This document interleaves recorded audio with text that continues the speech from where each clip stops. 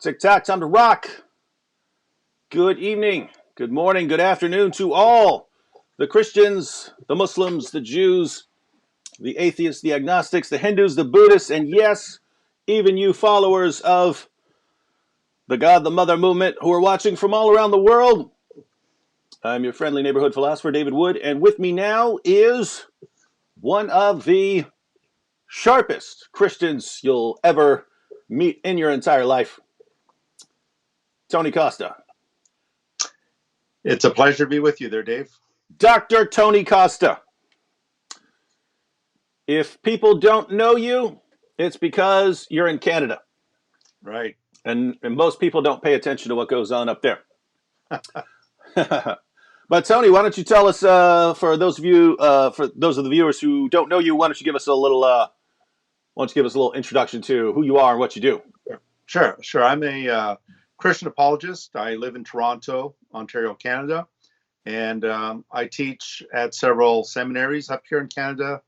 Toronto Baptist Seminary is the primary one. I also teach at Heritage College and Seminary in Cambridge, Ontario, Canada. And I also do some teaching with the University of Toronto. And I also teach with the Providence Theological Institute down in Franklin, Tennessee.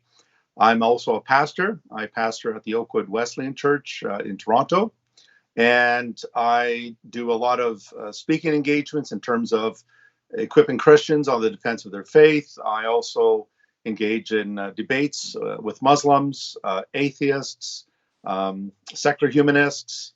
And my job is principally to address the issue of the defense of the faith and equipping Christians on how to effectively give a response, an answer to those who ask of them about the hope that they have in Jesus Christ. Mm-hmm. And I've had 9 debates with Shabir Ali. How many have you had? Because I think I've had about, I think my count is about 11 to 12. Okay, so you got me beat on that one. Yeah. I started with Shabir way back in 92 when he first got started in Toronto. And the first debate I had, I think it was his third or fourth debate with a Christian, but it was my first. Your first debate was with Shabir Ali? Yes, in 1992. Wow, that's nuts. In 1992, that's before I was a Christian. There you go. That's before I went to jail. I was in 10th grade. There you go. Wow, you were debating Shabir Ali when I was in 10th grade. Already, that's right. And still an atheist. All right, cool. Well, let's see. I'm getting some requests here for update on my brother, so might as well do that real quick. So please give us an update on Manny. I don't have much to add. So I left, I think 2 days ago or whatever, left up there. And basically Manny had been improving slightly each day. So each day he was doing a little more. As I pointed out in the video update I posted, it was kind of all activity that's associated with the brain stem. Whereas what you're looking for to see if your brother is still going to be your brother, you're looking for sort of higher level functions and so on. But his brain was still swollen, so your brain swelling kind of stuns the brain into not doing much. And so the question is what was going to happen. So my mom is still there, and she sends updates. She says that Manny can recognize people in the room. He can't talk or anything, but she says she can tell by his eyes and so on that he's recognizing people and so on. With that said, I don't entirely trust what other people say. You know what I mean? Because I'm hoping that's the case. I just don't completely trust really any mother, right, who's looking at her son who has brain damage. It's always going to be a question of, is she kind of seeing what she wants to see? So pretty soon, sometime in the next week, I'll drive to West Virginia again, and then once I'm there, I'll give everyone a more thorough update. But again, is basically been small improvements each day. Beyond that, I'm gonna have to see for myself. But if I hear anything that's sort of indisputable, like he starts talking or something like that, then I'll give everyone an update. All right. Well, we're going to talk about social justice movement, cultural Marxism, and how how these are sort of paralleling Islam in certain ways. So we're going to go ahead and take a look at that. But we have we have Stephen Atkins here. We both know Stephen, but he says Yep. Tony is the nice and polite version of David Wood. That's a good comment. The difference is Tony's brain holds massively more information than mine. My brain's like an orange juice glass. Like, you know, I can pour a lot into it, but stuff's going to spill out, right? Right. It doesn't just hold more and more. As soon as I start learning one thing, I start forgetting other things. Whereas Tony's brain, like Sam Shamoon's brain, it just continues to absorb more and more information. Just yeah. So and you guys will find that out if we get into some Q&A here. But Tony, why don't we start with one of these? How about cultural Marxism? Now you're using cultural Marxism. You would claim that the social justice movement is a kind of social cultural Marxism, right? Yes. Yes. So why don't you break down that for us? A sibling of the cultural Marxist movement. Mm-hmm. Definitely. Yeah. So go ahead and break down what that is for us. Well, let me just say quickly that in order but actually before you do that, lots of the people who come on here, we usually talk, straightforward apologetics dealing with Islam and Christianity. So this is kind of in a different direction. Sure. We do talk about things like freedom of speech and, things that are going on in society as far as that. Why don't you tell people why they need to pay attention to what this is? Well, because it hits at the heart of the matter. When we talk about cultural Marxism, we need to understand a little bit about the history of Marxism itself, classical Marxism, which was Marxist-Leninism.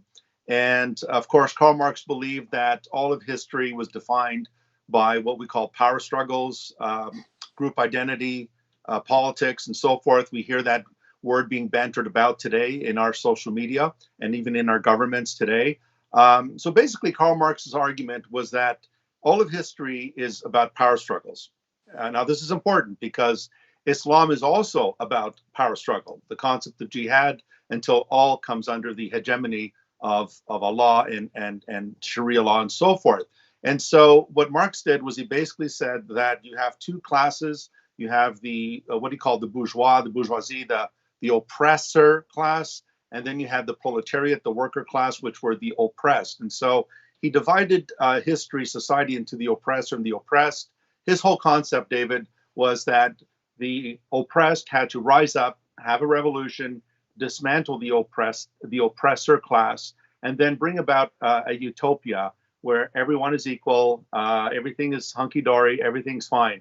Well, by 1919, after the First World War ended in 1918, in 1919, there were a number of Marxists who believed that while Marx was right on his view of group identity politics and power struggles, where they think he was wrong was he based it on economics. And so what they did was they believed that in order to bring about this utopia, this communism, they believed that there were two obstacles in the way that had to be removed. Number one, Western Judeo-Christian principles. Number two, Christianity itself. In other words, Western society, democracy, and Christianity. So these are the two enemies of what we call today cultural Marxism. Other words we'll hear are words like white privilege, the patriarchy, diversity, multiculturalism, political correctness. All of these are shades of cultural Marxism. Now, where I see the similarity with Islam, of course, is that what Islam does is Islam also has this totalitarian worldview that all other classes are to be subdued and destroyed and subjugated, and Islam must reign supreme. And therefore, both are totalitarian in nature. The only difference is that Islam believes in a deity, in other words, in Allah, whereas social justice, cultural Marxism, for the most part, is atheistic. However, while there are similarities in terms of the view of utopianism and so forth, There's also the view that Islam appropriates the paradigm of social justice.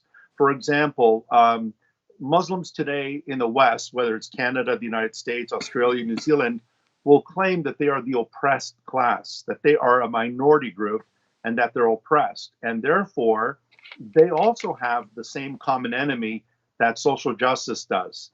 Eradicate Christianity because it is considered a false religion that the Quran also condemns as shirk, as a religion that associates partners with Allah. And they also believe that they need to dismantle democracy because democracy is an affront to Islam because it is the rule of the people rather than the Sharia, which is the rule of Allah through his law and so forth.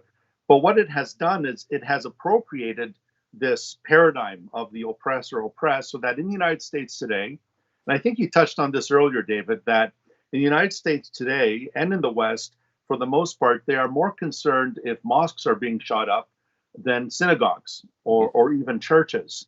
And that's because we've been attuned in the West to look at Islam and Muslims as a minority group that is persecuted.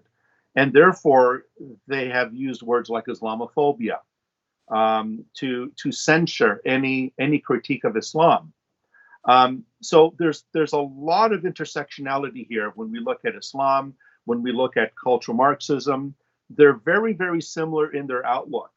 But what Islam does is it will join with the left in the United States. That's why Ilhan Omar, AOC, and most of these folks you will notice will side with Muslims over against traditional Christianity.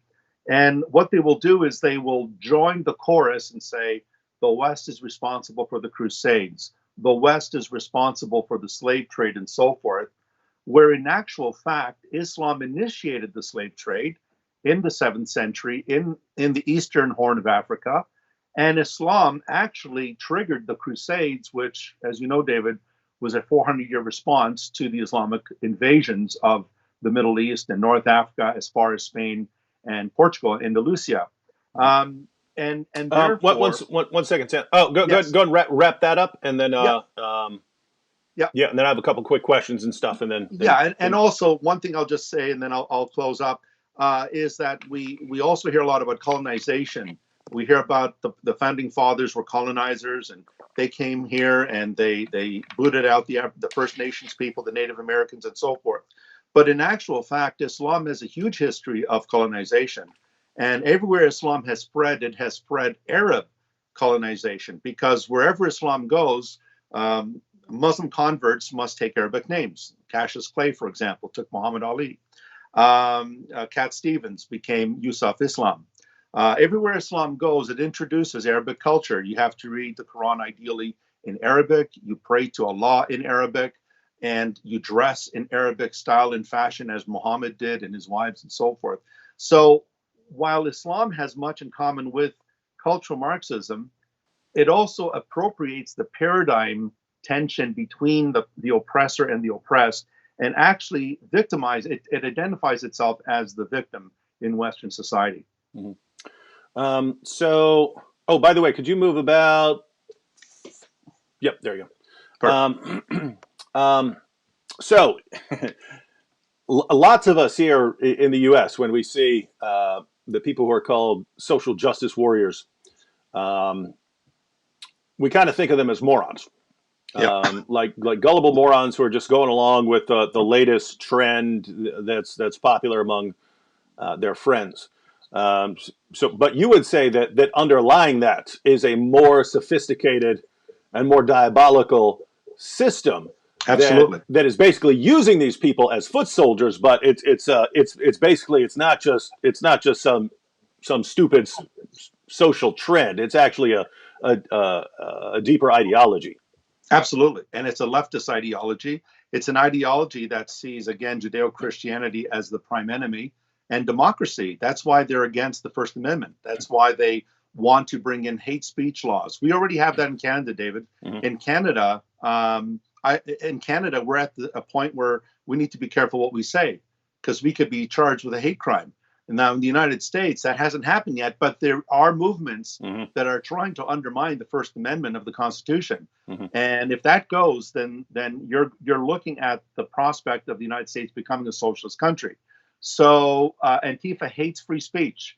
It hates any ideology that is against socialism. Hmm.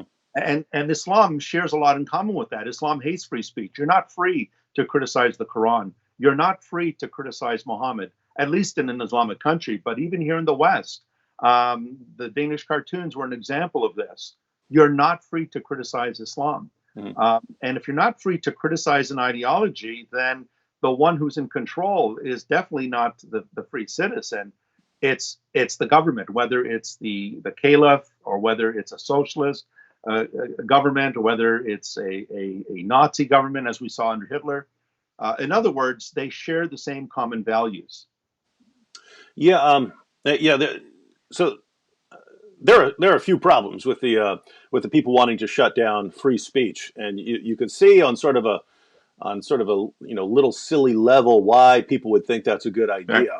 I've got my position, and wouldn't it be great if I could silence anyone who disagrees with my position? Wouldn't that be great? But in order to do that, someone has to be empowered to silence people. And once you've Right. empowered people to silence others, how in the name of common sense do you think that they would never ever use that power against you? In other words, Exactly. once you say, hey, President of the United States and Congress, we give you the authority to tell police officers that they can run around arresting people for saying certain things, and you there are people who just think, wow, that's a really good idea, and that way they can go around silencing all my opponents. But Hmm. now, yeah, if you ever do that, then you've just given the government the ability to silence anyone they want, even And you. that's right. And then they define what hate speech is. They Mhm. define what hate is. And if Yeah. they can define that, David, then they can define your speech. They can compel your speech. Hmm. So you're back to George Orwell's 1984. Yeah. And apart from that, there's a reason that societies that do that sort of thing don't flourish in the way that places like the United States Exactly right. have. If everyone's free to state their case and defend their case, then yeah, you're gonna have weirdos saying lots of weird things, but the people who can make the best case are usually going to be able to make their point to others and so on. And Right. if those people just aren't allowed to speak and will get thrown in jail, then you don't necessarily have the people who can make the best case. Right. You have the people that the government approves of able to Right. make their case. And I don't know if everyone has noticed, but there have been a lot of total garbage governments Yeah. in the history of the world, right? Yes, there have been. Yeah, so Yes. you got places like Pakistan that will sentence you to death if you say the wrong thing. You know, Right. you had communists, you had Nazis, you have all sorts of governments telling people what they can and cannot say. Why you would ever trust the government? And that, more than anything about the U.S. That I love, is that the founders understood: do not trust the government. Just That's do right. the entire system, the entire Constitution is all about making sure no one can tyrannize you, right? Making sure Correct. no one can impose his personal will on you, and that's why you've got the government. That's why you have the system of checks and balances, to where Right. one branch of government can never become so powerful that it can't be challenged or put in its place by others. And then you've got like the Bill of Rights, and that's basically a list of things the government cannot do to you. So you're Right. protected. You're protected from the government. Each branch of the government is you're protected from them by the other branches of government, and they're basically setting it up. Because keep in mind, when they think of bad government, they're thinking of a tyranny, right? They're thinking of a Right. tyrant ruling over them, being able to That's say right. anything he wants, and they're saying, how can we set this up to make sure that this doesn't happen to us? But they also Exactly. said they also believed you have to preserve it, you have to protect it, or someone's going to come along and take it away. So Exactly. the That's right. Constitution doesn't just sit there and defend itself, right? It Right. can't. It's a document. It can't defend itself. Right. Right. Yeah. If you take the concept of tolerance, David, tolerance used to mean, look, I can agree to disagree with you agreeably. I can disagree with your ideas and still accept you as a person. Today, tolerance means you have to accept a certain ideology, or else you're intolerant, you're a hateful person, you are someone who is a bigot, you are someone who's a racist, Islamophobe, homophobe, and so forth and so on. So the very concept of tolerance does not mean what it means in its classical sense. Mm-hmm. Yeah. Well, before we go on, I did have a question pulled up. Oh, first of all, I did want to ask, social justice. Social justice sounds good, Yeah, to me, right? yeah. It sounds like it's something that's good, and there are oppressed peoples, right? Yes. And it is. I think it's good to want to do things to help oppressed peoples not be oppressed anymore. So, um, what's the relationship here?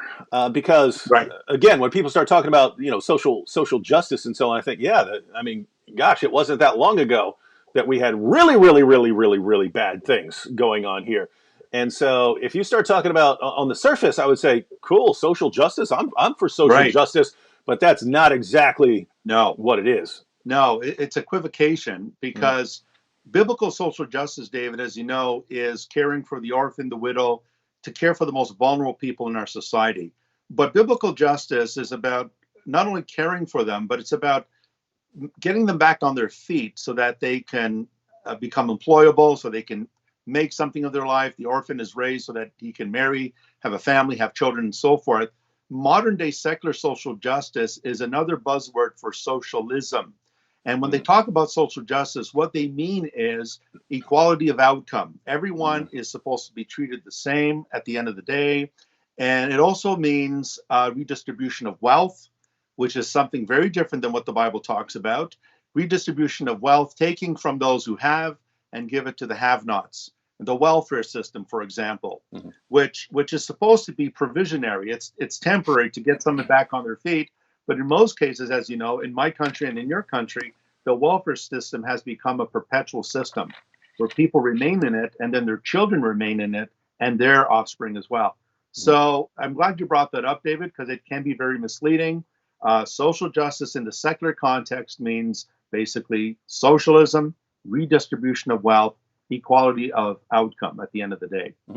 Yeah. So Christianity has always placed an emphasis on helping oppressed people and Always. helping the poor and helping widows and things like that. So so that aspect of social justice we would be fans of, but that's not what the social justice Not at all. movement is. You're saying it's actually socialism, Right. and they're calling for, guys. Do you understand what equality of outcome means? Equality Yes. of outcome. That means that Yes. that everyone sort of gets the same result. Actually, I've wanted to do a video on this for a while because I used to read Kurt Vonnegut stories, and Okay. he has this awesome story about where they sort of took this very seriously. They took social justice very seriously. That's what it was called and so on. But Right. they took equality of outcome very seriously. So what they had to do was, people who were naturally good jumpers, they had to wear weights so that they could only jump as far as other people. Attractive people had to wear masks so that they wouldn't be obviously more attractive than other people. And so there was this massive system of all these things that everyone had to do in order to Right. be equal weight, equal height, equal in looks, equal in every way, so that no one would have an unfair advantage over anyone else. And yeah, I should probably find that story and read it again, and then do a little discussion of it. Because when you're reading it like that, it's like, gosh, this is so ridiculous. It is. But guys, you have to understand when it's the social justice movement, they're calling for equality of outcome. Think about what you have to do, right? You have to. Right. On the surface, you'd say, yeah, that guy has billions of dollars and this guy's poor. Why don't we take what that guy has and give it to this guy? And I don't know. Once you start doing that, you destroy your society, right? Because what made that guy a billionaire was him knowing that he can become a billionaire, understanding that if he works hard enough and has enough sleepless nights and just puts his entire life into there, he's one of the few people. Because keep in mind, I can do that. I'm never going to be a billionaire, right? I work myself to death. I'm never going to be a billionaire. There are people who have unique sets of skills that allow them, if they just work themselves to death. And guess what? All these CEOs, They might once they get their billions start relaxing, but they haven't been relaxing for Right. the past 20 or 30 Right. years. They've been working 80, 90 hours a week to get there. And but notice, if you say, oh, by the way, if you start making more, we're just going to take that all away. Why would they want to? And Exactly. that's kind of the delusion of communism and socialism. It just takes human nature out of it, right? Yeah. Yeah. That human beings are willing to work hard if they're expecting a return. If they expect Exactly. nothing in return, and it's equality of outcome, i.e., no matter what I do, I'm getting the same thing. We're all going to sit. We're all going to sit around. I would sit around playing video games, right? If I Of thought course. that Of what I course. do is not going to accomplish Yeah. anything. Exactly. Yeah. So it retards progress, right? Yeah. It retards progress. And of course, the West was built on the concept of equality of opportunity. That if you apply yourself, if you study hard, if you get a job, if you're responsible, again, be responsible, get married, don't sleep around, be a responsible parent. If you work hard at what you have, you will accomplish something. That's the greatness of America, is that you can become something if you apply yourself. But that's not the case with equality of outcome. At the end, the assembly line just pops out the same product. Yeah. Quick shout out to Dan Thayer on the super sticker there, and Eric B, who just joined the Boom Squad. So yeah, it's really weird in the sense of, social justice. It sounds one way, and that's where lots of people sort of get on board with it, not realizing what they're getting into. Same thing with equality of outcome. Sounds good. Hey, why do you have billionaires and poor people? Wouldn't it be good if we leveled the playing field? That sounds good. Not realizing, great, when people do this, they destroy their societies, because there's no incentive. And by the way, guys, and you think, oh, that guy's got, the what's his name, Jeff Bezos or whatever, who runs Amazon, and he's got like over $100 billion and stuff. Those guys don't sit around with $100 billion under their mattress, right? Their money's usually in things like stocks and so on, and they usually keep investing it and start companies. In other words, that money is not sitting somewhere. That money is being circulated in various ways. Yes, he has stocks that he can exchange and get cash if he wants, but that cash is not sitting there. So anyway, these are the guys that give us jobs, right? These are the guys that give us jobs. And so you take them away, then you don't have people creating jobs, and you have to rely on the government to do it. And what did we learn from the founders of the United States? Do not trust your government to do things like that, right? Guys, if you learn anything else from this discussion, the government sucks. The government sucks at pretty much everything it does. There are certain things that we only let the government do, like our military stuff. But guess what? If there were private companies with competition, they'd be able to do it better. Anyone can do anything better than the government. When the government has no competition, really, really bad. And socialism is basically saying, give the government the power to do everything, business and so on. Give it no competition at all. It's the only game in town, and that's when everything's going to get better. Right. Oh my goodness! How it's like this when you say it like that, it's like the stupidest position anyone could ever offer, and this is what the young people are falling for. And that's why socialism, David, likes big government.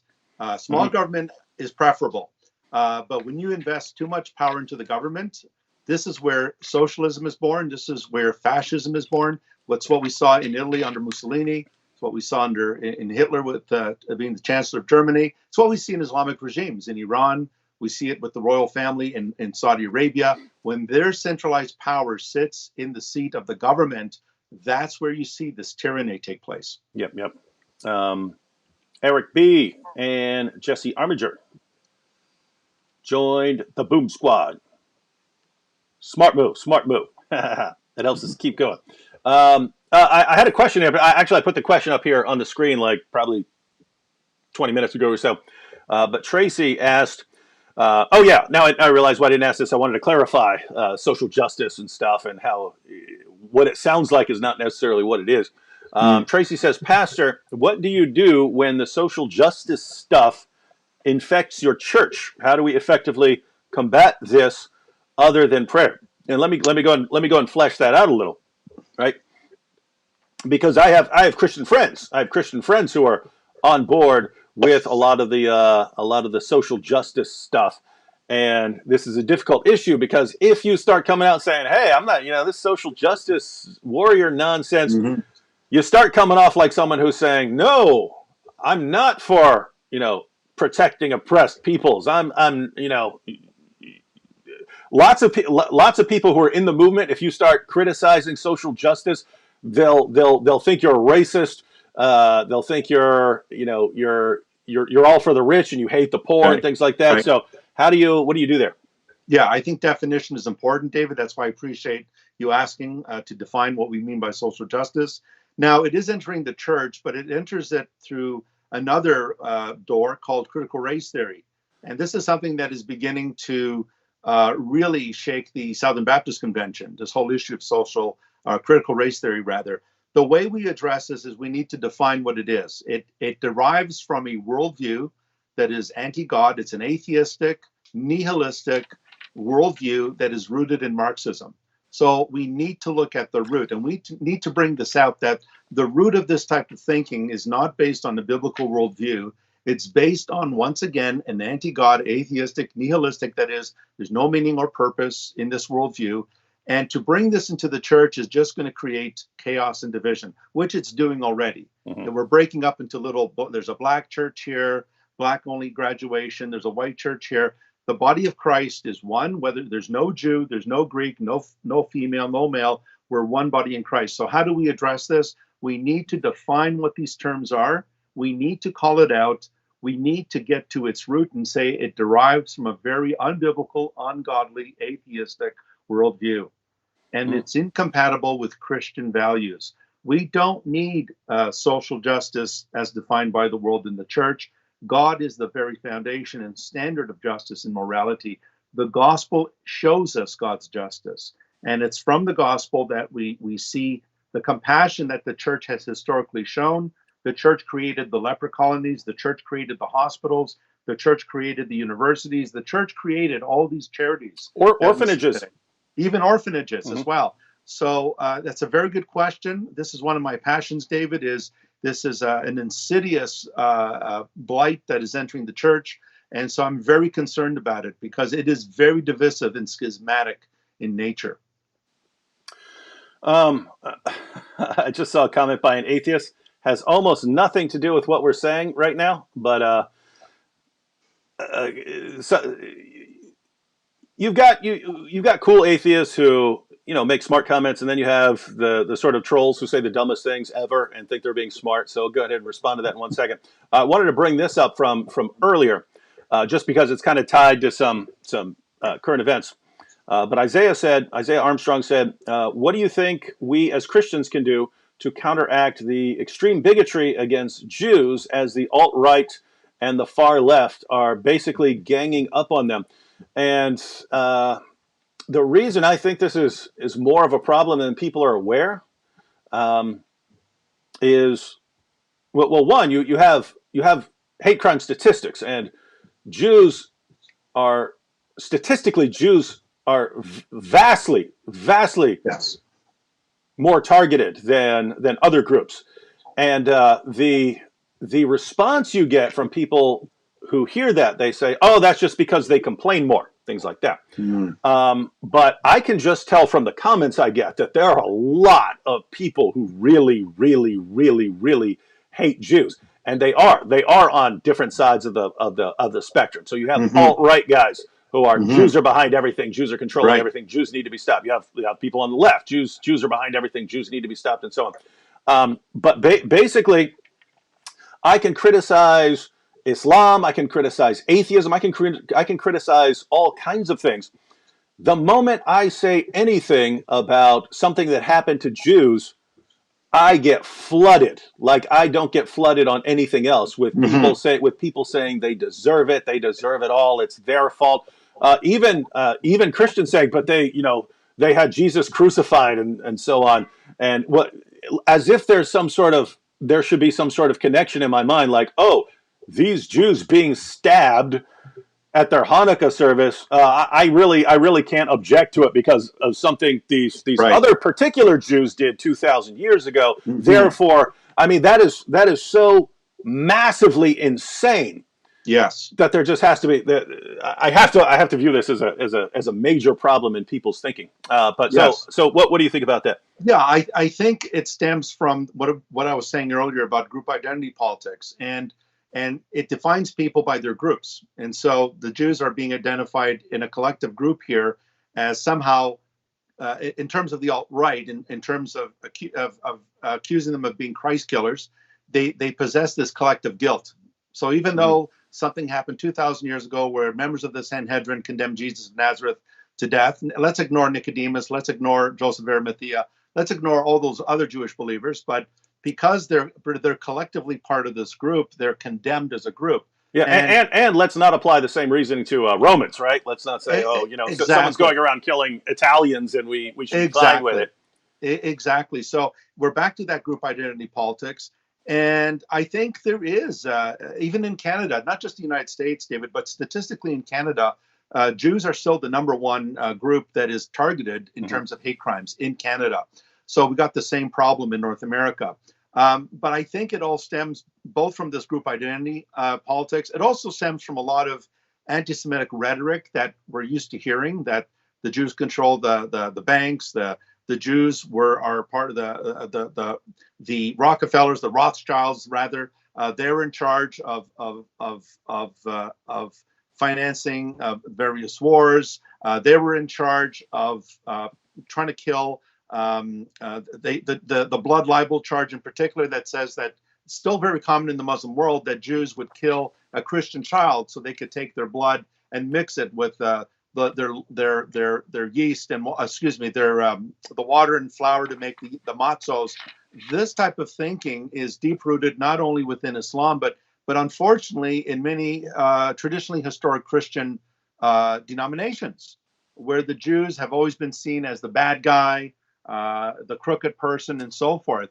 And I think what we need to do as Christians is we need to realize there's a common denominator. In Romans 3, we're told that we all have sinned. We've all come short of the glory of God. There is no one righteous, no, not one. There's a common denominator here. We are all imperfect. We're all fallen. So the hatred towards the Jewish people is palatable. There's no doubt about it. And the response to it is not the same response that we saw, for example, when the mosque in New Zealand was attacked. Mm-hmm. Completely different, proportionately different. Mm-hmm. Yeah, and whereas that's kind of one attack. The attacks on the Jews, because keep in mind they're bad in Europe too. Mm-hmm. And yeah, so you got them over there and over here. And just to be clear, guys, it's not. We're not treating Jews like some special class, like, oh, not them. It's simply we should be ready to defend anyone who's being targeted along ethnic lines or just because of their religion. It's just Jews are the ones who seem to be seem to have the most hostility directed towards them, and so you gotta speak out, right? I mean, Mm-hmm. again, you got guys who are going to their Hanukkah celebration, and a guy shows up hacking them with a machete. And if you go online and say, hey, it's messed up to hack up Jews with a machete, you get this flood of anger and hostility towards you. How dare you speak out? How dare you speak out Mm-hmm. on their behalf? Mm-hmm. There is a sickness of festering, ladies and gentlemen. But even in Islam, right, David? In Islam, we see that in the Quran, Surah 582, that of all the disbelievers, the most Uh-huh. antagonists towards the Muslims are the Jews. They're even worse than the pagans and the polytheists. Mm-hmm. So within Islam, and even in the Hadith about every Jew being annihilated before the last hour comes, the Jews are clearly demarcated as the arch enemy of God in the Quran, Mm-hmm. and of the prophets too, as the murderers of the prophets. So this is very rife in the Muslim world. Yeah, and it's there's a parallel with Christians there in that wherever you go, people have a reason to hate Jews. People find a reason to hate Jews and to target them. But it's the same with Christianity. Wherever Christians go, people find a reason to hate them, Right. even if the reasons are the reasons are completely unrelated. So if you go to the communist world, Christians are standing in the way of the advancement of society because religion keeps people asleep, and then they don't rise up, and you don't get your utopia. If you go to the Muslim world, Christians are the main rival to Islam, and Christians commit the worst possible sins, and so on. And so Christianity is bad there. If you come to the West, Christianity is standing in the way of science, and it's going to stop science if we don't do something about it. It's going to cause all these problems. And so no matter where you go, notice those are completely different kinds of reasons to hate Christians, but everyone always finds a reason. But same with the Jews. And interesting. I think that's an interesting parallel. Okay, so wait, let me get this one real quick. Pahantu said, "Will Trump join the Boom Boom Room?" Trump's already been in the Boom Boom Room. So look up Muhammad meets Donald Trump. We already did that one. Vocab played both parts. He played Muhammad and Donald Trump. All right, here we have an atheist. Totally off topic. Not surprising from some of the atheists here. It doesn't matter. You could be talking about any philosophical issue, any political issue, and they'll come in there. Oh, you're Sky Daddy, and that's like the going term, right? Yeah. Sky Daddy. I came up with that myself. Sky Daddy. It's like the last 9,000 guys. I obviously think you're wrong about atheism and so on, but do you need to be so unoriginal? Could you have some sort of original thought at any point in your life? That's what bothers me. That's what bothers me more than anything. Just these guys I call them Dawkins drones. You know what I mean? They just come out here posting the same thing over and over again. So, I mean, it'll be almost word for word, right? Like they all run up, my Sky Daddy, my Sky Daddy, my Sky Daddy. It's so dumb. Anyway, it's kind of a different topic, but wanted to go ahead and address this real quick. But Andy LH says, "Hey, what's the difference between a Christian and a nun?" The Christian needs to believe in an imaginary Sky Daddy to convince themselves murder is wrong. The Christian needs to believe in an imaginary Sky Daddy to convince themselves murder is wrong. Now, I haven't seen you address anything like this, Tony, but I just happen to know you're good in whatever area comes up. What do you think about that? Is that the Christian position? We need an imaginary Sky Daddy to convince ourselves murder is wrong? No, absolutely not. But what we do need is we need an objective moral standard. Because if we don't have an objective moral standard, then anything goes. What makes murder wrong? Like the atheist is presuming by his very question that murder is wrong or evil or immoral. But by what standard does he judge that? The Christian has an objective moral standard, which is rooted in God himself. It's nothing new here, David. Plato believed the same idea, that objective morality rested in what he called the monad, the one, the good.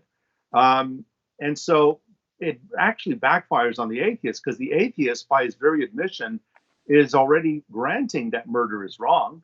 And he's simply saying, well, we need to believe in God or a Sky Daddy to believe that it's wrong. Well, that is an illogical form of argumentation, because he is demolishing his own argument by presuming that there's a moral code. The moment he says that he mentions murder, he's presuming that it's an evil thing. I'm justified in my position in calling murder objectively evil. The atheist has no grounds to say that what Mao Zedong, Stalin, Lenin, Pol Pot, Hitler, what these men did in history was not evil, was not immoral, because they have no objective standard. And so basically sawing the branch on which he is sitting on. Yeah, I've interacted with enough atheists to know that they will not understand this. It's got to be a spiritual blindness, because guys, I understood this when I was 13 years old, right? I was an atheist, but by the time I recognized that I was an atheist, I recognized, wait a minute, all these rules that I've been told, they really they have no foundation, right? It's just what people have told me. But let me go ahead and add something to help maybe even Andy here understand this. So, Tony, you're in Canada, right? Right.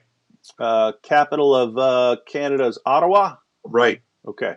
Now, suppose, Andy LH, suppose I believe that Ottawa is the capital of Canada, right?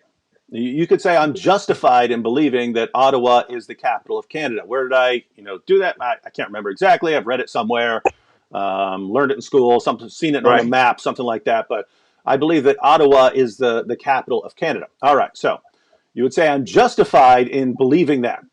Now, suppose I find out, suppose I learn that a mad scientist brainwashed me into believing that Ottawa is the capital of Canada. Now, once I find that out, once I find out that a mad scientist has brainwashed me into thinking that Ottawa is the capital of Canada, am I then justified in believing that Ottawa is the capital of Canada? Yes. And so I would say, if I find out that the only reason I believe that Ottawa is the capital of Canada is because I've been brainwashed, someone toyed with my brain, that I'd have to say, well, I'm not justified in believing it until I go out and verify it, right? Because if I know that the process by which I concluded that is brainwashing, well, I don't know the intentions of the brainwasher, right? He could be brainwashing me into believing something that's false. He could be brainwashing That's me right. into believing something is true. Right. So I would no longer be justified in believing that until I go out and verify it somehow. All right. So now think about this, right? My moral beliefs that murder is wrong, that torturing old ladies for fun is wrong, that these things are wrong. We all believe these things. We believe these things. What happens, though, is that given your position, we have to wonder, how did we arrive at these beliefs, right? And you basically got two places you could go. You can say you're sort of wired through evolutionary history. You became wired to believe that murder is wrong, that torturing old ladies for fun is wrong, that generally harming others without some sort of good reason is wrong, and that we now have some sort of herd mentality, herd instinct, and we so we believe that those kinds of things are wrong. But if you believe that that is the source of our moral claims, it's similar to finding out that your belief has been brainwashed into you, right? You should immediately think, whoa, if the process by which I arrived at my moral views, my moral positions, is just that some ancestors, some people back in history were better at humping and finding food and killing their enemies with a spear, and because they were wired in a certain way, now I'm wired in a certain way. If that's the basis of your moral claims, that's why I believe that this is wrong, because the people who had that did a better job at killing their enemies and reproducing than people who didn't have that. They didn't do as well. If that's what you think your moral claim is, that's just very weird, because we end up with all sorts of creatures doing all kinds of things, right? A lion that moves into a new pride of lions will kill all the baby lions in the pride Right. to make room for its own offspring. I can't imagine you saying, well, the lion is wired to do that, therefore it's morally right, right? It doesn't have anything to do with morally right. That's just the way it's wired to do.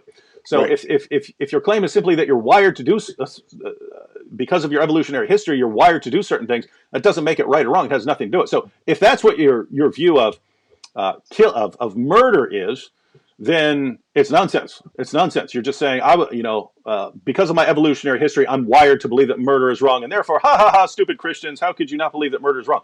Well, following this reasoning, if ancestors who believe that murder is fine had done better and reproduced more, then you'd believe that now, and that would be your only basis. So that's kind of silly. Your other alternative is society has raised you to believe that murder is wrong. So your society has basically told you all your life that murder is wrong, and now you believe it. Now, notice one thing, right? When a Christian who grows up in a Christian society believes in Christianity, you say, you're so stupid, you can't think for yourself. You're a Christian because you were told all your life that Christianity is true. That's why you believe it. You're so dumb. Mm-hmm. And then every atheist says all the things that are wrong that they basically heard all their lives are wrong. Right. Right. And they don't realize they're inconsistent skeptics. What they really mean is, anything I don't want to believe in, I'm going to be skeptical about. Anything I do want to believe in, I'm going to be completely gullible about. And any Right. sort of evidence will be fine. So you could say society, but notice the problem you have here. I pointed this out before. In Pakistan, if a girl walks down the street without a male escort, her own family will beat her to death. And they feel so strongly about that they will do it, and the brother will just walk right into the police station and say, yeah, I just killed my sister, I had to. And very, very frequently, the police will have to let him go because there will be an uproar if the police keep him locked up because the general population is so convinced that what he did was wonderful, right? So notice he feels just as strongly that he has to slaughter his sister over walking down the street. He feels even more strongly that that is right than you feel that it's wrong. So what am I to base my moral positions on? His feelings or your feelings? His society or your society? So, dude, you're the gullible one here. You're so utterly clueless that you don't realize the implications of your own worldview. You can't grasp them because you're so busy poking at other people, making fun of other people's views, that you never stop to analyze your own and see how utterly inconsistent and hypocritical it is. You're not a skeptic. You're a fake skeptic. When you examine Christian claims, you dial your skepticism level up to a 10 so that nothing can possibly count as evidence. And then when you examine your own claims, you dial your skepticism level down to 1 so that anything qualifies as clear proof. Just one more time. If a Christian says, gosh, I just know that God exists, man, I just know that Christianity is true, you'd say you're a complete moron for claiming like that. If you can't lay down your reasons crystal clear and show me exactly why in a scientific manner that your views are right, you're a complete moron. But if we could apply that exact same argument to your position on any moral issue. You could do it yourself, but you won't. And you could say, okay, until you show me scientifically that murder is wrong, then you're a complete moron for believing it. You're just believing what you've been told to believe, and you have no scientific basis for anything you're saying, and you just won't do it. So, silly position. All right, Tony, what do you got? Okay, I was just going to concur with everything you said, David, that at the end of the day, his atheistic worldview does not permit for there to be an objective moral reason for his own existence or the existence of the universe, and there's no objective moral reason for morality even to exist. Mm-hmm. So at the end of the day, his view is just as valuable as everyone else's view in the world. Mm-hmm. Yep. Shout out to Lisa Look for the super sticker. Tony, why don't we get back to sort of the connection between cultural Marxism or the social justice movement and Islam, because this puzzles lots of people. In the sense that if you look at their moral claims and certain moral values, these guys are diametrically opposed, right? In Islam, homosexuals are executed. In Islam, women are intellectually inferior, the morally inferior. Most of the inhabitants of hell are women. So, I mean, that it's the Quran specifically says that women are inferior to men and that men can beat them into submission when they get out of line. Your average social justice warrior would be horrified at that sort of thing. And yet they're on the same page. So people look at this and go, whoa, why are these two groups aligning? I normally just point out that they have a common enemy. Correct. But you're pointing out that they actually have more in common than that. Well, yes. I mean, when you look at the fact that both of them are fighting the same common enemy, Islam and social justice or cultural Marxism want to dismantle Western society. They want to dismantle Christianity. So you know the old saying, David, that the enemy of my enemy is my friend. And so there's a very interesting story in the Gospels where when Jesus was being put on trial, you'll remember they were kind of doing a ping pong game where they're bouncing him off Herod and Pilate. And Herod and Pilate, were told, were enemies. They did not like each other. But yet, it's interesting that when they both came to judge Jesus, it says that both Herod and Pilate both became friends that day. It's quite interesting how the enemies of God or the enemies of the righteous one will join forces. So what I find there is that the Muslims know very well what they're doing. So, for example, you have LGBTQ for Palestinians, where in the Palestinian territories, they would throw them off the highest building and stone them to death. That is, the homosexuals. And so the Muslims know exactly what they're doing. And this, of course, is part of, there's a doctrine in Islam, David. I'm sure you've come across this. It's called the Darura, and Darura is the principle of necessity, which basically says that to advance the Islamic cause, there are certain things that you can do that you're permitted in doing, even if it's haram, even if it's not halal, you're permitted to do certain things if it will advance the cause of Islam. And so it's not surprising when you see Muslim groups siding shoulder to shoulder with Black Lives Matter and other social justice groups, because they are using them as pawns to achieve a common goal. But as you know, David, once they become the majority, the Quran says you should be uppermost. Why do you call for peace when you should be uppermost? Once they achieve that majority, then offensive jihad kicks in and they take over. Mm-hmm. So it's a means to an end, really. I had one more question on this. If they were ever successful, right? If the amazing team up, the leftist, feminist, social justice warriors, and so on, who are teamed up with Islam, jihadis, and so on. If they were ever successful, and they won against all their enemies, and it was just these two groups standing who are left, Right. Who do you think wins that one? Islam. Ha! We're on the same page on that one. Yeah. Islam would win. It'd be a massacre, right? These guys, absolute bloodbath. Just because you put warrior in your name doesn't make you an actual warrior. Right. These guys are the least warrior-like people I've ever encountered in my entire life. And guys, and by the way, that's got to be part of the reason that serious Muslims don't mind teaming up with them, is that they understand, hey, we can use these guys, but when it comes down to it, these guys are no threat at all to us. We can walk all over them. These are guys these are guys who just back down from any serious fight. You see Hezbollah and Hamas, even though Hezbollah is Shia and Hamas is Sunni, you will actually see Hezbollah and Hamas joining forces to take out Israel, to decimate Israel.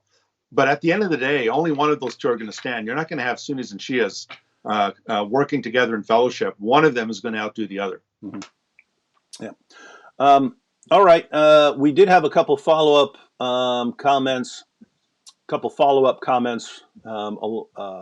Based on our discussion of atheism and its moral foundations. Some nobody points out, what about consistent atheists who deny morality? I would say that is a consistent position in terms of, if an atheist says, hey, what I believe about my claim that murder is wrong is, yes, just that I've been wired with some herd instinct, and then that's kind of been told to me by society, and that's all I mean by it. I mean, I just don't like murder because I've been conditioned not to like murder. But if I'd been conditioned some other way, I wouldn't believe that murder is wrong. Like if I'd grown up in a completely different environment where you can go around killing people and robbing people and stuff, I'd believe that was fine. That would be a consistent position, right? I could have, I would not respect the position, but I would at least respect the consistency. But at the end of the day, I think it's kind of unlivable. What do you think, Tony? No, I agree with you. I think we need to define what we mean by the whole issue of morality. Is it objective, which is the theistic worldview that God defines good and evil, or is it subjective that we define morality, or is it nihilistic? Is it illusory, which is the view of Friedrich Nietzsche, the German philosopher, and also Michael Ruse, who is a famous philosopher of evolution, and he claims that ethics has no moral foundation. It's simply illusory. Mm-hmm. So at the end of the day, what the atheist is not answering is the nature of morality. Is it objective? Is it subjective? Is it illusory? Because, as you rightly said, David, he might think it's wrong to kill people, but then there are others who would say it's perfectly natural. But all the leading atheists that I know, J.L. Mackie and others like him, all of them consistently say, if there is no God, there is no objective morality. So at the end of the day, our atheist friend cannot say that murder is evil. He could say, I don't think it's right because it's harmful. Or he can say, and by the way, what I mean by the word evil is just stuff I really, really don't like. Yeah. Right. Which again is subjective. It doesn't necessarily mean that rape is really evil. It's only evil because you think it's wrong. It's injurious. But that says nothing about whether rape is objectively evil or not. I have a standard that is consistent that says humans are made in God's image. We're not to murder. We're not to steal. We're not to violate a woman. And based on that standard, I could say that rape is always evil. Murder is always evil, including abortion is always evil because children are made in God's image. The unborn are made in God's image. The atheist can't say that. The atheist pays his dime and he just takes his dozen. Yeah.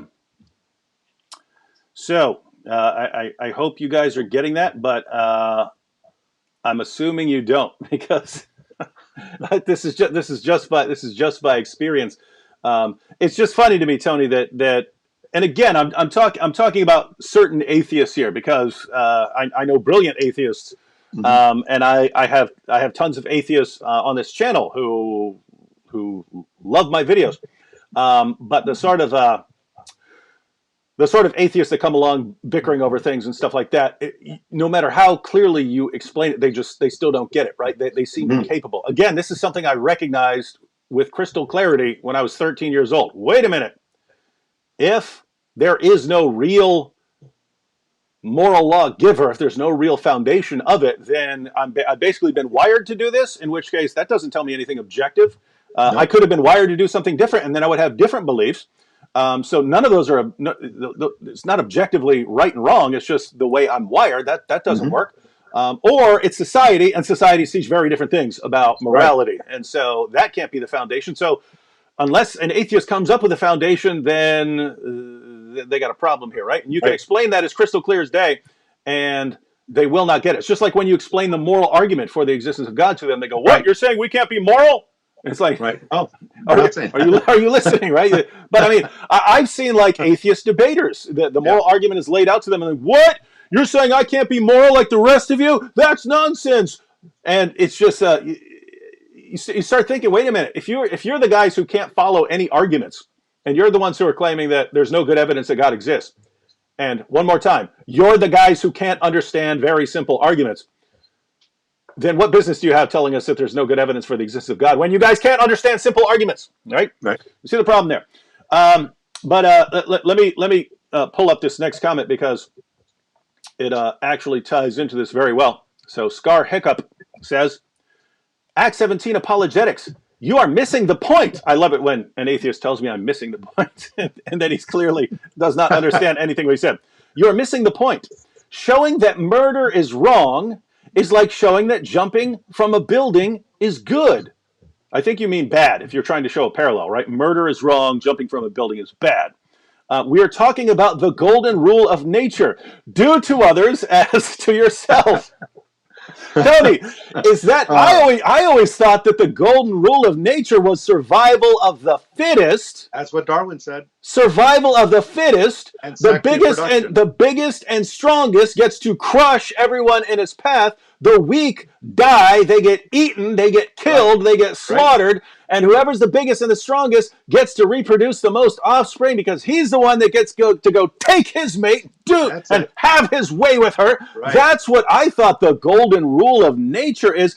Yep. Tony, does nature tell us that we should do to others as we would have others do to us? Is that the golden rule of nature? Notice again, David, the inconsistency. Notice there's this objective rule. Now there's this objective rule that we should do to others what we'd want them to do to you. Well, actually, that wasn't nature that said that. That was Jesus of Nazareth. That was Jesus who said that. So that was God incarnate who lays down that rule, which you could never arrive. You could never get there from nature. Right. And so you atheists are saying, you guys are so stupid. You need to be told that instead of just going with, with wherever you guys get it from. And then in order to refute us, you quote Jesus and then say that this is the law. This is nature. Nature tells you that. Wow. Show me again, Scar Hiccup. Show me what scientific experiment you performed to show that you should do to others as you would have them do to you. Show me your scientific evidence for that. That's a moral law. You don't find that with a microscope. You don't find it with a telescope, right? You could say something like that could be wired into you, but being wired into you there are rapists who are just kind of wired to do that, right? They have an obsession. There are pedophiles who are just wired somehow. Their wiring is messed up, and they just like molesting children. They're attracted to children. How insane do you have to be to say, "Oh, the way you're wired, that's morality," or something like that? That's insane. At the same time, if you say, "Well, whatever society says, that's what morality is," that's utterly ridiculous, right? That's utterly ridiculous, because the morality you get from the United States, or from Nazi Germany, or from communist Russia, or from Muslim Pakistan, you get very, very, very different views about the status of killing other people. So if it's just society, where is it? And notice, guys, you guys are the ones who start this. We're completely happy talking about something else. You guys come in and start running your mouths. You don't understand anything. Everything you say is completely ridiculous and stupid. And at the end of the day, you still don't get it. And again, what bothers me most, apart from the lack of originality, what bothers me most about all of this is that you have no idea how inconsistent you're being. If a Christian just stomps his foot and says, "I believe in God, I feel it in my heart, I feel it within me that God exists," you say, "That's no evidence that God exists, and you're a moron for making that claim." You guys will turn around, "I just feel it, I know it, that all my moral beliefs are correct, and I just feel them, and no, I can't defend them, I can't offer you any evidence for them, but I just know that they're true, I feel them inside me." And that's 100% proof. It's hilarious. It'd be hilarious if it wasn't so absolutely pathetic and sad. Any thoughts on that? I do appreciate the comic relief, David. I think they're there to give us some comic relief. Yeah, that's why. I mean, if you're sitting there, you're talking about cultural Marxism, social justice warriors, and the Islamic team up. It's kind of sad. You know what I mean? It's sad. So we thank our atheist friends here. We thank our atheist friends for jumping in there and lightening things up by displaying their utter ridiculous stupidity. And one more time, just because I know you guys have problems understanding simple statements, I'm not talking about all atheists. I'm talking about you guys. Talking about you guys who were just commenting, right? The things you just said are very, very stupid. It doesn't mean you're stupid. You can say stupid things and not be stupid, right? You can have a belief and you've never examined it, you've never thought through it, and you've been so worked up by hanging out with your fellow atheists that you just don't realize how stupid your claims are, right? But if you are intelligent, you should be able to understand what we just said and to realize, whoa, I've got a problem here. Maybe instead of running my mouth in the chat section, I need to be doing some serious reflection on my moral claims to try and really get to the bottom of this. And if you don't do that, if you still just keep coming, Christian Sky Daddy, then I can only conclude that you are a complete, utter, total moron. And, I don't say that to be mean. I don't say that out of hatred. I say that because I think you need to hear that, right? You're being told by all kinds of people, "Oh, if you're smart, if you're smart, you'll be an atheist. If you're smart, you'll be an atheist," and you absorb that and you think you're smart because you're running around talking about sky daddies. Someone needs to tell you your positions are stupid. If you can't see if you don't understand what we just said, even though we've pointed out 15 different ways, and I understood it completely when I was a teenager, and if you still can't get it, then you're stupid, and you should really, really study hard. And I think someone needs to tell you that. And just because you're stupid doesn't mean you can't get this. It means you're going to have to try harder, right? A stupid person can learn math and stuff like that. It's just he just has to work harder at it. So you can work harder at it, and you can eventually understand what we just said. All right, here's a quick question. We'll probably start wrapping up here pretty soon. Wait, got the Bill ABC TV in the super chat said, "I like Dave. Jesus is the truth. I am saved because of Jesus, his grace, and my faith that he died for my sins." Oh, okay, so we've got a cool little message there. I am that I am said. So this goes back to what we were saying about leftists and Muslims being aligned, and yet they're having very different views.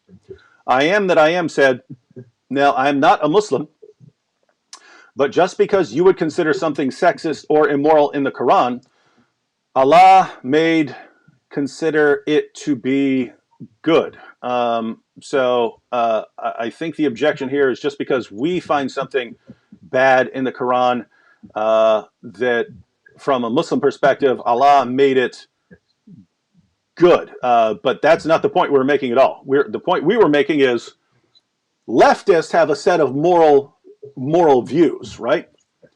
Those don't line up at all with what we find in the Quran. So even apart from saying whether what the Quran says is wrong or immoral, right? The point is, whichever side is saying something wrong or immoral, they disagree. They're fundamentally opposed, and yet they're united, right?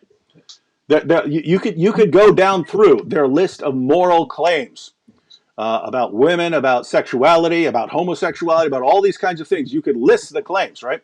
About how you should treat people who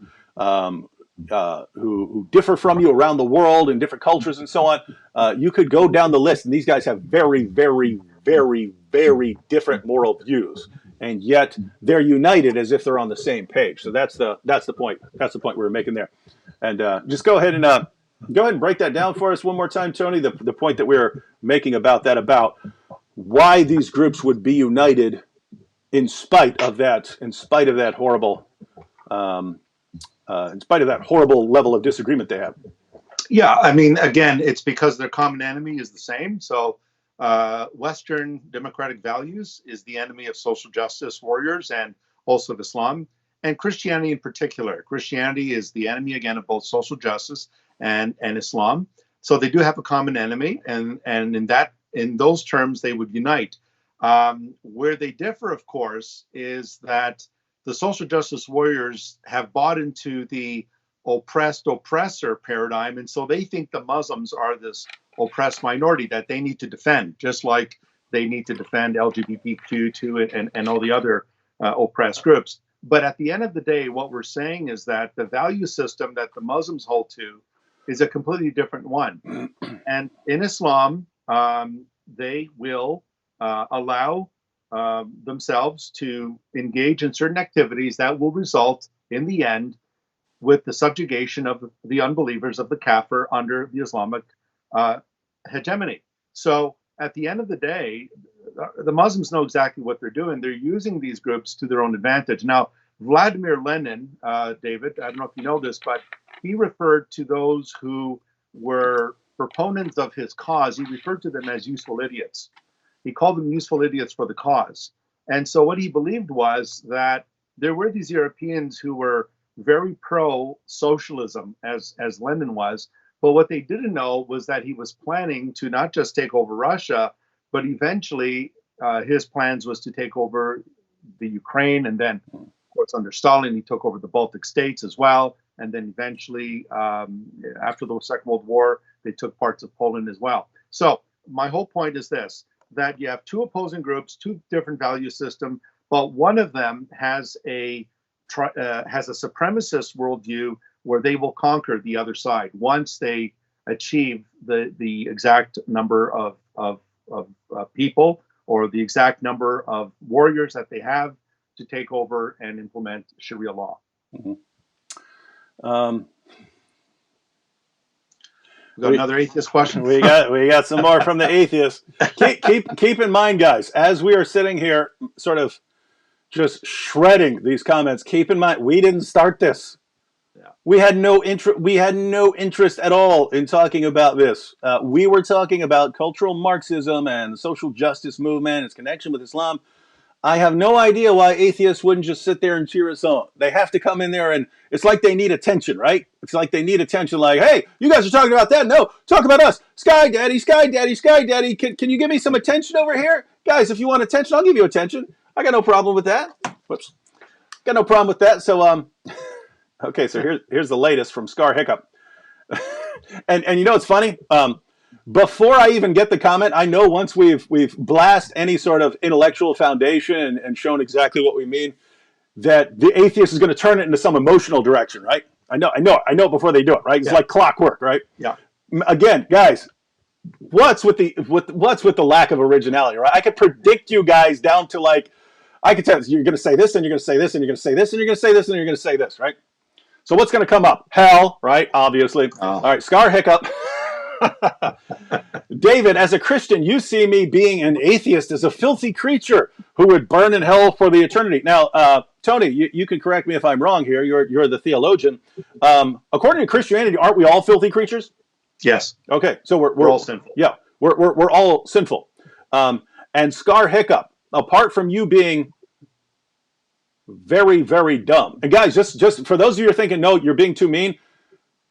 If Scar Hiccup keeps coming and posting this stuff, then he obviously thinks he's really, really smart, and he's not. He needs to hear it, right? When Jesus blasted the scribes and Pharisees, you whitewashed tombs, you snakes, right? That you could say, oh, that's mean, but he told them what they needed to hear, right? If someone is making the dumbest claims I've ever heard in my entire life, and still thinks he's like outsmarting us, that person needs to hear, guys, this is dumb. This is dumb stuff. So, David, as a Christian, you see me being an atheist as a filthy creature who would burn in hell for eternity. Even Hitler even was baptized before his death would be your brother in heaven. Madness. Now, we can point out all kinds of things right here. No, Hitler could be baptized 1,000 times. That doesn't get it, right? Doesn't make you a Christian. So your entire picture of Christianity is wrong. And again, Tony, I'm confused because atheists are the ones who just back everything up with facts and only go with the evidence point, only go where the evidence points, and they only say things that are true and right because they study so much. And when I look at their comments, it's like they've never studied anything, and they just blab a bunch of things that have no basis outside of their feelings and things they heard from and they have no course in logic. You know they failed logic. Yeah, obviously. Because there is no logic here. Okay, so again, Scar Hiccup. The Christian position is we're all sinners. We're all our righteousness is as filthy rags before the Almighty. Therefore, if we are going to be with God, we need a righteousness that doesn't come from ourselves. That righteousness has to come from someone else. So God gives us His righteousness through the gospel, and so it's not that you're filthy. Again, apart from you just being woefully inadequate in your reasoning, you've probably lived a better life than I have.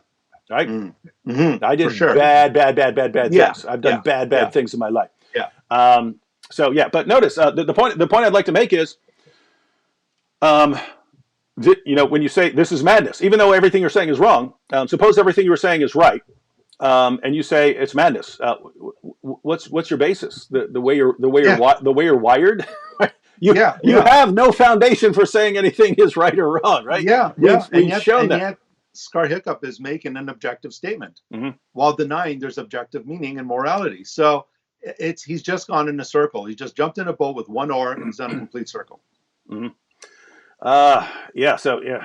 Again, all you could be telling us right now is the way you feel, right? We understand you. We understand you. You feel repulsed by lots of these things. But I mean, again, if I were you, and now I'm just being serious. If I were you, and I just, I keep making these claims, and they just keep getting easily ripped to shreds, and it becomes apparent that I have just no clue what I'm talking about. And if I were doing that, and I kept seeing that, my positions ripped to shreds, I would stop commenting. I would go study. I don't understand why this is so difficult, right, guys? Notice I don't talk about many topics. I talk about Islam. Why? Because I study Islam a lot. I'll talk about atheism. Why? Because I kind of have a background in that, and I have a PhD in philosophy. But a lot of my work was in sort of philosophy of religion issues. So I've gone through all the highest levels of atheist scholarship and atheist reasoning. That's why I'm happy to kind of talk about that. I don't go talking about a lot of other stuff, right? You don't see me talking about Hinduism. Why? Because I don't have much of an idea of what I'm talking about, right? What amazes me is atheists who, again, claim to be the champions of reasoning and logic and evidence and facts, constantly talk about things they clearly have never studied in their entire lives. They have no clue what they're talking about. They're blurting out error after error after error after error after error after error after error. And they're pointing to us, people who are very, very careful in what we say, and people who spend our lives researching the things we talk about, and we're the stupid ones, and these guys who've never studied anything in their entire lives and will never take the time because they're too busy making fun of everyone in the comments, in the chat of a YouTube video, they're the champions of reason. That is so flipped that, guys, you got to understand, you're the ones who've been brainwashed here. You're the ones who've been conditioned. You've been conditioned to think that if you're running around typing Sky Daddy, you're the smart ones. And people who've dedicated their entire lives to studying these issues, dealing with the philosophical issues and so on, studying book after book, studying the opposition, studying people who disagree with us, we're the dumb ones because, you know, the Sky Daddy thing that you brought up. It's so pathetic. It's so pathetic, guys. Sorry again, but you need to hear that. Anything you wanted to add? Yeah, I was just going to add, David, that a lot of atheists don't realize, but they simply confirm what the Bible says about them, and that is suppressing the truth and unrighteousness. So there's a suppression of truth, and the reason for that is they don't want to acknowledge their need for Christ. They don't want to acknowledge their sin. They don't delight in holiness. They don't delight in the fear of God. There is no fear of God in them. They don't seek after God. And so the irony here is they kick against the very God who has perfectly defined their rebellion. And it's not to say that we don't care about atheists. We pray for them. We pray that God would be merciful to them, that they would repent of their sin and come to know Christ. Because you and I can't do it, David. I don't know. I'm sure you and I, we've never converted a soul outside of God's grace. It's God's grace that changes the hearts of sinners. So. All right, a couple more comments and then we'll close out. That'll be about an hour and a half in. Hadith Salam, who, oh, by the way, side comment here. I saw a comment earlier from someone asking for the hadiths I use. And he said, hey, if he sends me money, will I send him the hadith and Qurans that I use in my videos? No, you don't need to send me money. I'll just tell you right now. I'll tell you right now. And matter of fact, if someone could, I think it would have to be, oh, wait, I don't think people can post links in here anymore. Maybe I'll pull it up real quick. Hang on. The website that you can go to, it's a Muslim website. I'm going to post the link here as soon as I pull it up. The website, why is this coming up? The website that I use is kalamallah.com, and I'm posting it right now. But it's kalamallah.com, and when you see the hadiths and so on the screen, this is where I got them. I have the hard copies. I have the hard copies all over right here. But it's kind of hard to keep scanning books. So I downloaded the PDFs. But when you see that I have the source on the screen, that's because I downloaded the PDF from Kalamallah. So you can go right there. There's the link. Oops. There's the link. Hopefully that popped up. But you go there, and you've got multiple translations of the Quran there. You have them with parallel Arabic and so on. So you have the same Qurans that I normally use, and you have all the hadith collections that I normally use. So you have Sahih al-Bukhari, Sahih Muslim, Sunan Abu Dawud, Sunan an-Nasai, Jami al-Tirmidhi, and so on. You have all of those PDFs. You can download them all, have them on your computer, and what that allows you to do is, if you ever want to look up a reference that someone has given, bam, it's right there. Oh, also, what's cool about them? They're searchable. So if you type in Aisha, you can have every reference to Aisha in the sources. So, yep, hope that helps. All right, now, so anyway, I remember that comment because this guy goes by Hadith Salam. Hadith Salam says he's an atheist. But he says here, we are claiming that objective morality is subjectively defined. But I get you want a better definition of morality. What in the name of common sense are you talking about? Objective morality is subjectively defined? I don't think he understands what we mean here. Our point, correct me if I'm wrong, Tony, our point is there is no objective morality on your system, right? That's right, outside of God, yeah. Did you catch that, Hadith Salam? We're saying that all you have is subjective morality. If your worldview is correct, all you have is subjective morality. That's our claim. So I have no idea why you're saying your view is that objective morality is subjectively defined. There is no objective morality. That's our point. And once again, if you can show that there is objective morality, we'd love to see it. But guess what? You can't do that as an atheist. And that's why serious atheist philosophers would agree with what we're saying, right? They agree with us. They would agree there's no objective morality if atheism is true. It's a delusion. Now, what's amazing is atheists love to, oh, you Christians have your delusion, you have your God delusion, and they have what you might call the morality delusion, right? Mhm. They believe that there's this delusion that they have objective morality when they don't. All right, and you want to add anything to that? There were one or two more comments. Well, I think that's a contradiction. I think that what he was saying was, so he said objective morality is subjectively defined. Is that what he said, David? Objective morality is subjectively defined. Yeah. Yeah, which is a subjective statement that he's making. So it kind of falls on its face. I think he needs to understand that when we say that objective morality, what objective morality means for those who may be watching and don't know, is that something is true whether or not you believe it. Uh-huh. 2 and 2 is 4, whether you like it or not. It will always be 4. It has always been 4. It will be 4 when the universe collapses. It'll be 4 when you die. It is true, and it will always remain true.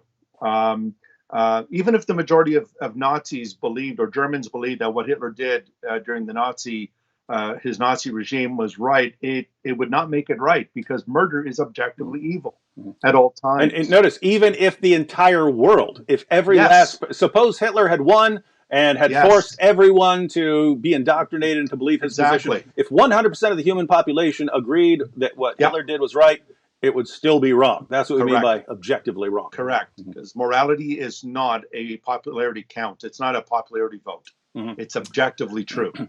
Yeah. So, Hadith Salam posted that, and then there's a comment here by Hadith Salam. Keep in mind, I have 2 screens here, so I'm looking at. I'm able to pull up sort of comments on 2 screens. Hadith Salam down here says, it's basically when we said, hey, the atheists keep showing up with comments, and then we refute them. He says, if that was happening, I agree, but it is not happening. We don't get shredded. Just theists don't tell us what is reasonable. Every reason you give is what we have considered before. No, you're missing the point. You haven't considered it. You don't understand the arguments, right? I know this. When a theist brings up the moral argument, and you go, "Oh, you're saying we can't be moral," or something like that. You're saying we can't be good, right? You're saying you're better than us, or you're saying we're garbage, we're filth, and you're not. It's clear you have no clue what anyone is talking about, right? You're not able to follow the argument. So that's what we're saying. And I have to say that's the case with most arguments for theism. You guys don't get them. You guys don't understand the arguments. And I mean, Tony, don't we try to understand the arguments of people we disagree with? I mean, I did my entire doctoral dissertation on a particular version of what's called the argument from evil. The argument that if God exists, Right. I mean that if God existed, there wouldn't be the kinds and varieties and extent of human and animal suffering we see around us. So I did an entire, I don't remember what it was, 280 or something page dissertation all on one guy's argument, because it was chapter after chapter after chapter, making sure I had that argument right. Right. And atheists, you just don't get, you wouldn't even pass your dissertation during your thesis defense if you can't even articulate the opposing side. You have to accurately represent the opposing side. And so at the end of the day, it all hinges on argument, on whether or not you are, as Christians, you and I, David, are keenly interested in being truthful. We want to represent Islam correctly. We want to represent the atheistic side correctly. But unfortunately, our atheist friends don't realize that under Islam, not only do the LGBTQ folks go down, the atheists are finished under Sharia law.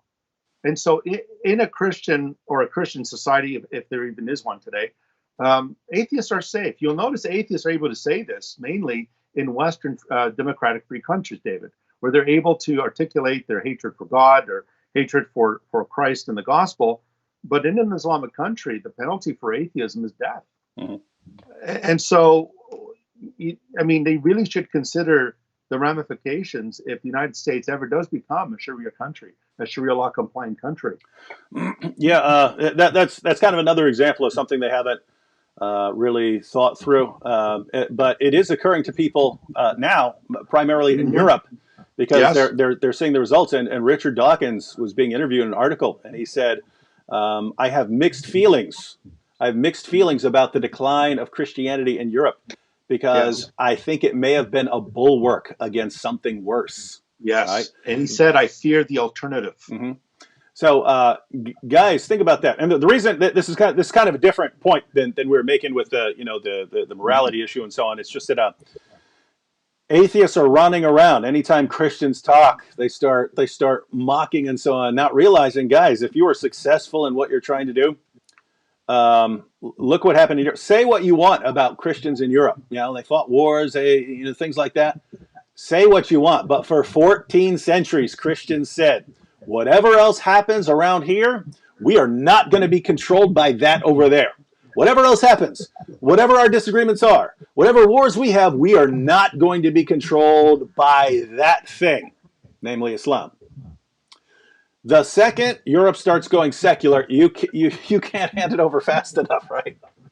So you might want to start thinking about that, and it probably has something to do with Christians having moral foundations that aren't simply a matter of delusion, that we can take a stand to the death on certain issues and not back down. Once you sweep them away, it's kind of whoever screams the loudest who wins the debate on morality, and the people who scream the loudest are the social justice warriors and so on, and then they're teaming up with Islam. And so look at the situation you guys are in. It's probably again, guys, do some study and do some serious reflection and thinking, because this is not good. Here's a funny comment. So Hadith Salam, after bringing these things up, Hadith Salam says, "Could we move on from morality and go back to talking Marxists?" Well, yeah. Marxism is atheistic as well, so yeah, they do make good bedfellows. Yeah. So Hadith Salam. Morality is not a good topic for atheists. But keep in mind, I've said it before. We did not start this. But we did finish it. All right. So Tony, we could talk more, but I think we made the main points we wanted to make about cultural Marxism and the social justice movement and Islam. So this would be a good place to wrap things up. Q with Courage joined the Boom Squad. Shout out to Q with Courage there. All right, Tony, any final thoughts before we wrap up? Yeah, I think that we really need to wake up to the dangers of the social justice movement. It's permeated our academic institutions. It has permeated our governments. It has permeated our schools. It has permeated it's beginning to enter into the church. I think that it is a serious blight on our society that will affect our freedom of speech, our freedom of thought. I think it's going to increase Christian persecution, attacks on Christianity, and so forth. And I think we need to realize that it is a serious threat and that we need to address it. We need to become educated about these things. And at the same time, we also have to realize that the Islamic worldview is very much the same. It is a totalitarian worldview where it will seek to subjugate all systems, all nations under the banner of Islam. And that, of course, comes under the rubric of jihad. And so I think that as Christians and even free citizens, maybe you're not a Christian, you're a freedom-loving American or a Canadian or a British citizen, whatever it may be. We need to be aware that these are two enemies of our freedom. We need to be aware. We need to call them out. And I think that we have no excuse for not doing that. We need to realize the signs of the times. Mm-hmm. All right. I just wanted to address one more comment here from Wahid Nadafi. I'm guessing you're a Muslim. You asked, where did you get the idea that jihad comes in stages? Is that an Islamic concept? Is it in the Hadith? Are the three stages mentioned explicitly in Quran and Sunnah? It's not laid down as here are the three stages, but you see the three stages. And when we talk about the three stages, this comes from Muslim scholars. The first place I read it was if you get the Darussalam edition of Sahih al-Bukhari. So if you buy Sahih al-Bukhari with an English translation, you'll get the Darus Salam edition. But at the end of volume 9, so after you've read through all the hadith, there are some essays to help bring the hadith all together. And there's an essay there by Ibn Humayd, who was, until he died a couple decades ago, was the Chief Justice of Saudi Arabia and the Imam at the Grand Mosque in Mecca. So you don't get much higher than that. But his position was, and he actually described it as four stages. And the stages were, at first, when you're unable to fight, you don't fight. Then there is stage two. So at stage one, when you're not able to fight, you instead preach a message of peace and tolerance. Stage two, according to Ibn Humayd, stage two is when you are permitted to fight, right? You're permitted to fight, but not required defensively, right? So if someone is doing something to the Muslim community or persecuting you or something, you're permitted to fight, but you don't have to, right? So that's stage two, according to him. Stage three is also defensive fighting, defensive jihad. But you have to, right? You have an obligation. If someone is doing something to the Muslim community, you have to go out and fight them, right? So now you have an obligation. And then stage four is offensive jihad, when you actually go out and subjugate. So no, I'm not making this up, but notice. So we just say defensive jihad, and we combine that into one stage. But this comes from a lot of different Muslim scholars over the centuries, laying down this step-by-step process. And the reason you have various Muslim scholars pointing this out is because that's the pattern you find in the Quran, in the Hadith, in the Sirah, and the Tafsir. You find that pattern in the life of Muhammad, namely that when Muhammad is a persecuted prophet in Mecca, he preaches a message of peace and tolerance. God is going to judge you, but I'm not going to do anything to you, right? So that's the message when Muhammad is completely outnumbered and can't hope to win a physical confrontation. Later, he forms some alliances. He's got more followers, and he's able to fight, but he's not in a position to subjugate.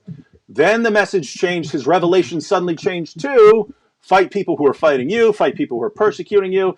Even if they're really, really criticizing you bad, then you can go ahead and fight them. But in those cases, someone else has to do something first, right? It's not just because what people believe. It's because they're doing something to the Muslim community.